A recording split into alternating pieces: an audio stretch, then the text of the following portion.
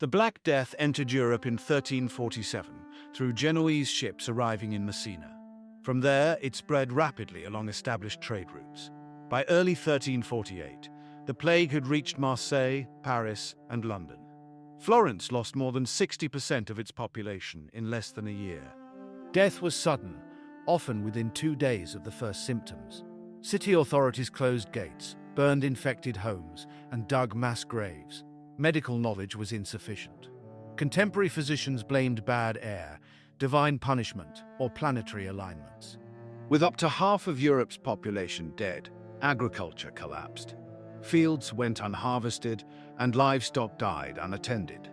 Labor shortages forced landowners to offer higher wages and legal freedoms to retain peasants. In England, this resulted in the 1351 Statute of Labourers, an attempt to freeze wages.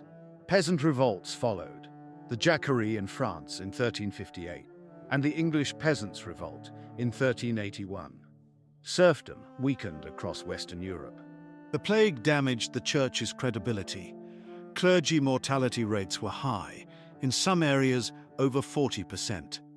Many priests refused to administer last rites out of fear. In response, people turned to fringe movements like the Flagellants, who performed public penance, believing the plague was punishment for sin.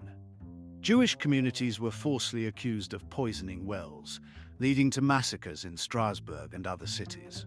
The papacy, based in Avignon, failed to respond effectively, weakening the church's moral authority in many regions. Literature and art reflected the trauma of the plague. Themes of death and decay became widespread. The Danse Macabre appeared in murals and manuscripts, showing people from all social classes led to the grave. Boccaccio's Decameron, written during the plague, describes 10 nobles escaping Florence and telling stories to avoid despair. Chroniclers like Jean de Venette detailed the psychological effects: fear, mistrust, and isolation. The demographic collapse altered Europe's structure. With fewer people, food prices dropped, and land became more accessible. Urbanization accelerated as survivors moved to cities in search of opportunity. Universities began emphasizing practical knowledge like medicine and mathematics. Some historians argue that the intellectual shift caused by the plague helped spark the early Renaissance.